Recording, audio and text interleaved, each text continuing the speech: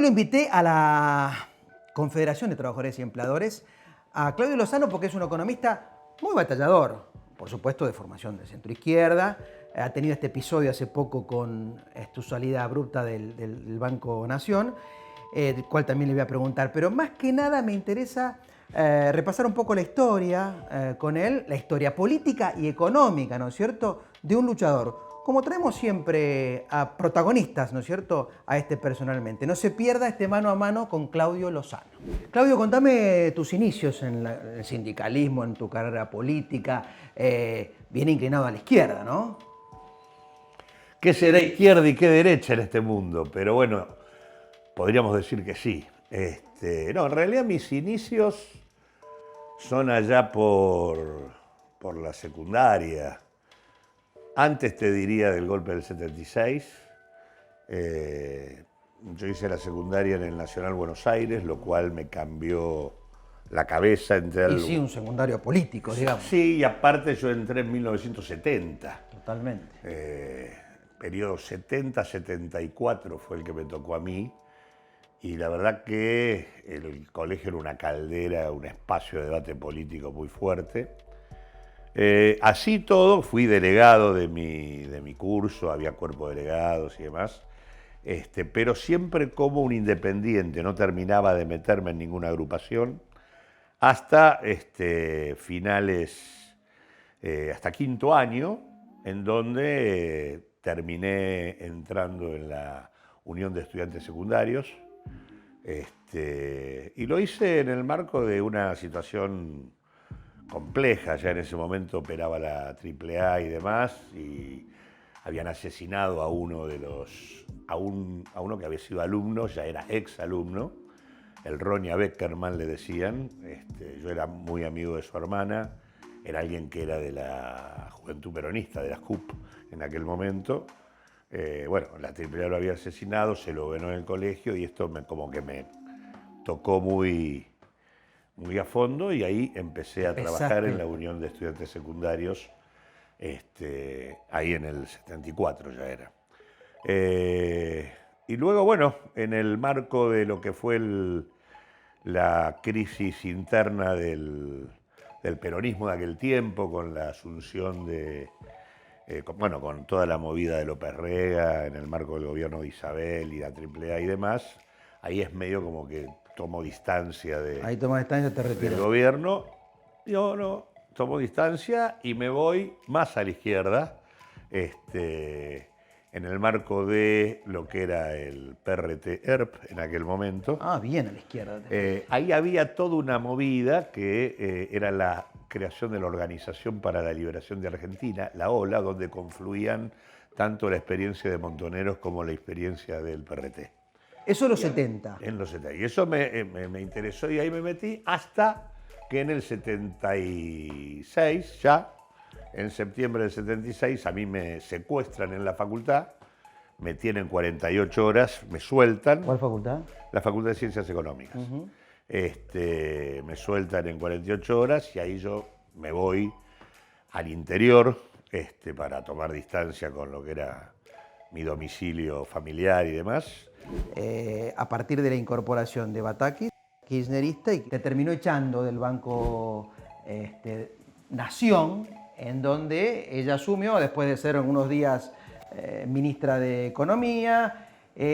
Contame un poco técnicamente cómo fue ese proceso, no en tu caso particular, sino cómo tenemos hoy un kirchnerismo que se va moviendo tal vez de una izquierda que era la kirchnerista y que hoy viaja hacia la derecha y hacia el ajuste, tanto a partir de la incorporación de Batakis en unos pocos días y ahora de Sergio Massa, ¿no? Lo que se ha producido es no que me saquen a mí, que por ahí es lo que más trascendió públicamente, porque el directorio del banco era probablemente el más conocido públicamente, sino que en realidad decapitaron la conducción de un banco que habíamos saneado, recuperado y estaba funcionando francamente bien. O sea, te han mejorado el funcionamiento del banco. No hay un número que compares hoy. Batakis del mismo gobierno, sí, digamos la verdad, y claro, o sea, elimina la cúpula. Lo primero que hacen es, lo relevan al presidente del banco, que no Sí, era claro. yo, era Eduardo Sí, Hecker. sí, fue. Estaba que lo dando el relevó. discurso y se enteró. Estaba Se enteró en por un acto teléfono. institucional, le mandaron WhatsApp, el presidente necesita tu cargo.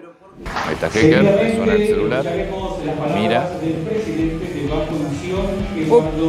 ¿Viste cómo No hace con las enfoca, cejas? no enfoca, no puede creer lo que está leyendo y le están avisando que había sido reemplazado.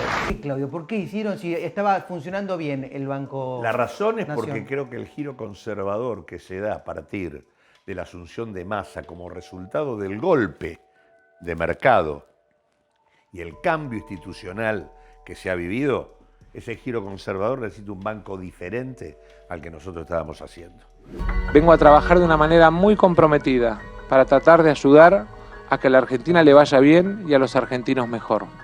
Creemos que el desafío es enorme y que si bien las dificultades son muchas, el contexto global se puede transformar en una enorme oportunidad para la Argentina. Por 3 razones. Primera razón, nosotros habíamos concentrado el crédito al revés de los negocios turbios de Vicentín o de Molinos Cañuelas, lo habíamos concentrado en la pequeña y mediana empresa. Claro. En vez de prestarle a los grandes, les prestaban a los chicos. Hoy, con las tasas entre el 70 y el 90%, no hay más crédito para las pymes. Segundo, el banco que nosotros teníamos lo habíamos recapitalizado.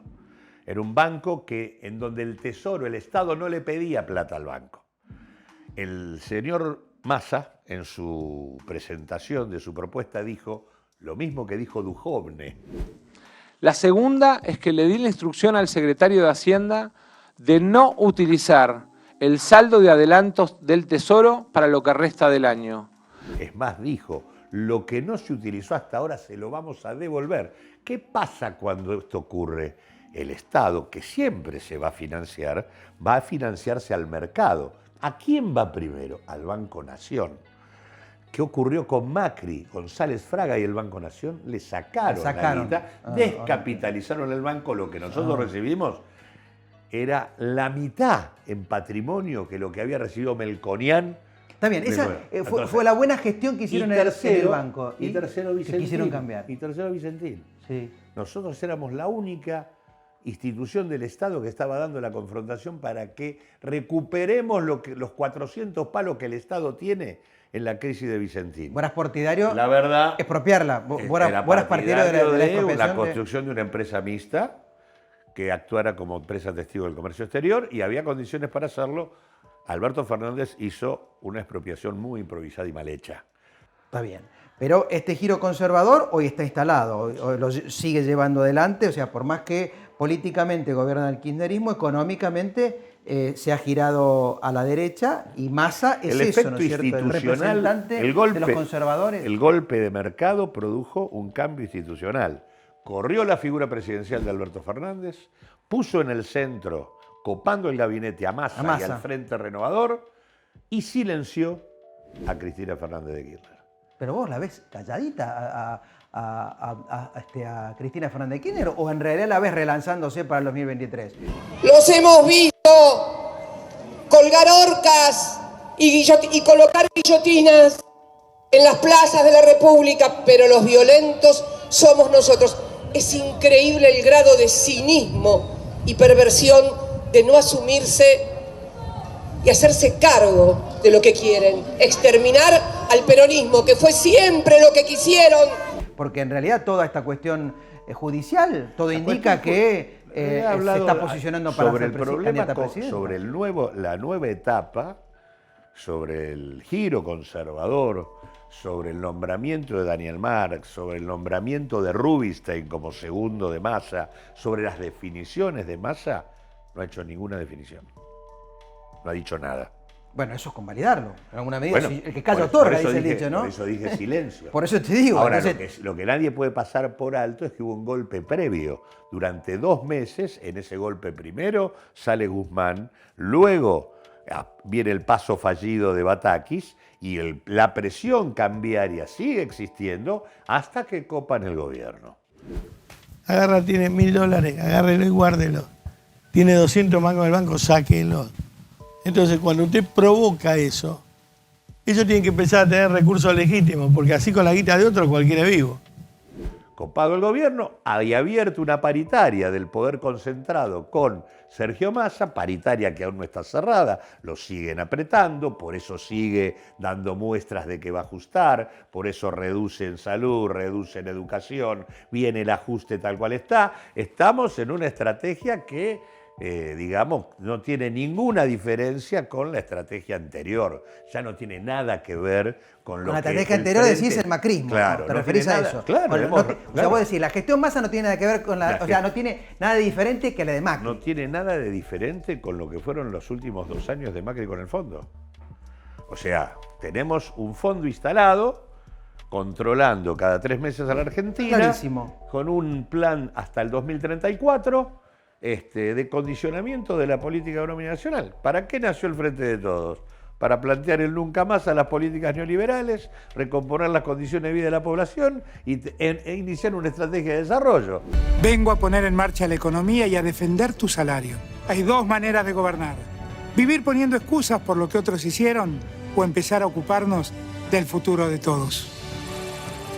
O sea, están La verdad. incumpliendo Todo. el objetivo Todo. por el cual se creó el Frente de Todos. Por Bueno, eso, te digo algo por de- eso que me perdimos, interesa. nosotros claramente hemos tomado distancia de la gestión de gobierno, el Frente para nosotros sigue existiendo, estamos adentro de él, pero vamos a disputar hoy y mañana la orientación del Frente, porque además sabemos que es mayoritario el malestar de quienes son parte del Frente con lo que está ocurriendo. Amén de que además ya en el 2021 hay 5 millones de votantes que nos acompañaron en el 2019 y que dejaron de hacerlo.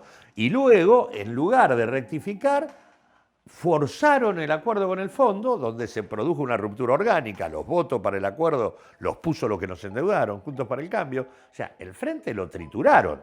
Bueno. Consecuentemente, de lo que se Ustedes, trata es que armar son el Frente mayoría, otra que me vez. estás diciendo, esta mirada nuevamente de centro-izquierda, que vos me decís que son mayoría, van a tratar de dar la disputa para volver a tomar el control, que hoy no lo tienen del Frente de Todos, por lo que No, por entiendo supuesto. que me estás diciendo. No, este no es un problema ni del pueblo obrero ni del ministro, es un problema que tiene que ver con, desde mi punto de vista, establecer una política de salario básico universal para que cualquier persona que tenga una necesidad hoy de un ingreso se pueda inscribir. El famoso tema de la emisión de moneda como límite, que es un mito del neoliberalismo. Se puede imprimir sin límite. No, hay un límite, que es la ocupación plena de los factores de producción. La moneda es un instrumento para la gestión y la movilización de los factores económicos y que produzcan. Si yo tengo capacidad productiva disponible y ociosa, tengo recursos humanos disponibles, yo puedo emitir moneda. Si yo tengo toda la gente ocupada, toda la capacidad productiva a pleno funcionando, no puedo emitir moneda. No es que no exista límite. El límite no está en el hecho de emitir, está en que vos hay un momento donde tenés que invertir para ampliar tu capacidad productiva, para poder seguir expandiéndote. Pero si vos en realidad hoy estás produciendo por debajo de tu potencial, la moneda sigue siendo posible utilizarla, siempre y cuando regules el comportamiento de determinados actores, que hoy estos actores concentrados, internacionalizados, de los que hablábamos antes, donde de manera imaginaria buena parte del sistema político vigente busca una burguesía nacional que no existe, esos actores cuando capturan los pesos, piensan en dólares, transforman rápidamente sus pesos en dólares y te producen estampidas cambiarias. Vamos a seguir trabajando para que todo se normalice, para que la economía se tranquilice, para que los especuladores sepan que en esta sociedad no hay tiempo para la especulación. Como yo estoy cada día más convencido en esa idea de que aquí nadie se salva solo, como diría Fito, acá estoy yo, vengo a ofrecer mi corazón. Entonces, lo que vos necesitas tener es un control sobre el comercio exterior y el mercado de cambios, y tenés que replantear el sistema financiero para poder volver a emitir, que es lo que nunca se ha hecho. No Entonces, se ha hecho quiere ese decir- análisis y replanteo. No, se imprimió no, demanda y no. listo. Se siguió funcionando. Te hace ¿Cuál fue falta plata, vos, el los error del- gobernadores te piden plata, para vos decirlo, lo imprimís. En realidad la dirigencia política argentina sigue funcionando y casi te diría como si la economía argentina fuera la de la década del 60, como si no hubiera pasado lo que pasó. Y la verdad que el actor, sin mirar la historia, digamos. El actor empresarial central cambió. No está más esa burguesía que podía responder de otra manera frente a determinados impactos que vos producías con la política. Responde de otro modo. Y por lo tanto, lo que hace es presionarte para que directamente te asocies y te subordines.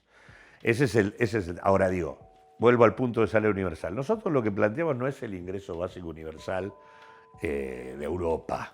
Nosotros le hemos planteado a Alberto Fernández en el 2020 que reemplazando el progresar, reemplazando el potenciar, reemplazando la tarjeta alimentaria y los gastos dirigidos a la asistencia social de las provincias, sumándole a eso un punto del producto, estábamos en condiciones de garantizar que toda la población en situación de informalidad y desempleo, que es más de la mitad de la población laboral de la Argentina, que este es el otro cambio. Hoy ya no se redistribuye el ingreso con la paritaria y el salario mínimo porque hay más de la mitad de la población que no la enganchás por ese lado. En esa población, para volver a ponerle un piso a los ingresos de la Argentina, ahí va el ingreso básico universal que nosotros planteamos. ¿Equivalente a qué? A la línea del hambre, a la línea de indigencia que marca el INDEC, que hoy son 15 lucas. Pero Claudio, eso es... Eso... pero eso es subsidio, eso es, sí, digamos, es dinero subsidio, del Estado. Es subsidio porque ¿no te yo parece creo que un la error gente tiene que conceptual? poder comer. Totalmente de Bien, acuerdo. Pará, pero el tema es no cómo. termina ahí. ¿Vos estás... Porque vos al poner eso, ¿qué estás haciendo? Levantando demanda. Al levantar demanda, la producción que no está funcionando funciona para abastecer demanda. ¿Qué genera? Empleo. ¿Y la inflación? Entonces, que genera bueno, esa misma, digamos, impresión de dinero o primero emisión porque de dinero. podría financiar este punto con el impuesto a las grandes fortunas. No anduvo eso, ¿viste? No, fueron a la ¿cómo no anduvo? justicia. Al contrario, fueron a la justicia 8 y en realidad no le dieron ni bola y se recaudó. Es más, están construyendo el gasoducto con parte de la guita del impuesto a las grandes fortunas. Algo que debería ser permanente. Y se le pidió permiso a estos truchos que no pagan nada. Vos decís que las grandes capitales tienen que hacerse Pero cargo de ¿cómo? este salario Pero- básico universal, en otras palabras, de a los- través no del de salario básico a través del no pago de no del impuestos. salario ¿no? básico Pero- universal. Tienen que hacerse cargo de garpar y aportar tributariamente en patrimonio y las rentas extraordinarias que tienen, que es lo que pasa en cualquier país razonable y no pasa acá. Acá no garpan. ¿Y qué me decís ¿Sabés de este cuánto concepto? aportan el patrimonio? Los impuestos al patrimonio en la Argentina son el 4% del total de la recaudación. El 4%. Sí, pero ¿por qué dicen que hay Y 180 impuestos, que ninguna empresa puede subsistir en la República Argentina por la cantidad de impuestos las que chiquitas son hay? las que tienen el problema. Los grandes no tienen ningún problema con los impuestos.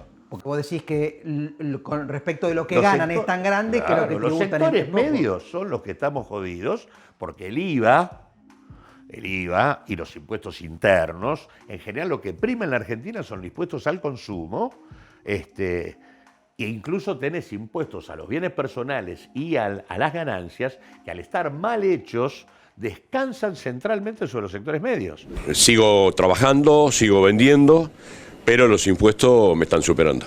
Es imposible. Son más los gastos que lo que ingresa por las ventas. Exactamente. Son más los gastos que lo que ingresa por la venta. Yo siempre tengo, o sea, el negocio siempre estuvo lleno, siempre trabajé, pero es imposible. Vos tenés un cúmulo de exenciones y de regímenes promocionales en la Argentina que hacen que buena parte de estos muchachos que controlan buena parte de los mercados de nuestro país, los principales, no garpen. La tasa promedio que garpan los millonarios en la Argentina no es el 35% de ganancia. En promedio, cuando vos metés la guita que tienen y las exenciones vigentes, no pasan del 16% del total de la fortuna. Por eso es que, y te digo más, tenemos una AFIP que ni siquiera los tiene registrados. Cuando se hizo lo de las grandes fortunas, registraron 34.000 multimillonarios. La verdad que cuando vos vas a Forbes o vas a las consultoras internacionales, te dicen que en la Argentina tenés 114.000 multimillonarios que la levantan en pala. Y eso se tienen que hacer cargo de Por subsidiar eso los 50%, eso tienen que hacerse cargo de aportar tributariamente. Y después el Estado tiene que direccionar en función de lo que necesita. Que lo necesita para levantar el hambre hoy. Y en segundo lugar, lo que nosotros sí planteamos es transformar lo que es el potenciar trabajo y lo que es el progresar en un salario social de empleo y formación pero son garantido. subsidios, Claudio. ¿No te hace ruido que vos decís, yo te estoy subsidio? subsidiando porque no tenés temporalmente un trabajo? Vos ¿por qué no? planteás ¿Cómo con te ese vas a salario hacer básico cargo? universal Pero convertirlo en ¿cómo? un sueldo. Y el sueldo se gana trabajando. No, pero no es un sueldo. A ver, ¿quién es el responsable de tener más del 50% de la población laboral por fuera del circuito formal? El Estado, el es gobierno que responsable.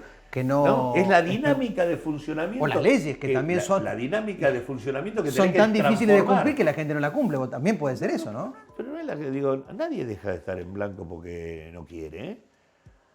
Nadie deja de estar en Me blanco. refiero que muchos no te ponen en blanco porque es tan difícil registrar a alguien Bueno, o después pero eso tiene que ver con si el la empresa se te cae porque pero la ¿qué clientela la perdiste, pero ¿qué el empresa personal se te te queda, está ¿no? cayendo por eso? La pyme, que es la que necesita un tratamiento integral diferente y otra posibilidad.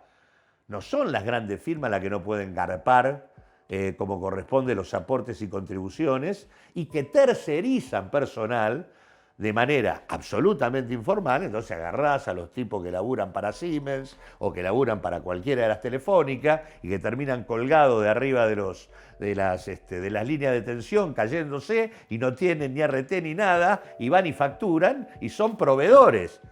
Digo, esos son los tipos que van y que te ponen el sistema dentro de tu casa, pero que no están adentro. Digo, la informalidad de los grandes es brutal. El modo en que reducen costos, pero no porque no pueden con complicidad de los gobiernos de turno, digamos, la supuesto, política. por supuesto. No lo hacen solo, ¿no? Bueno. ¿Ha sido el motivo de tu visita acá con Alberto?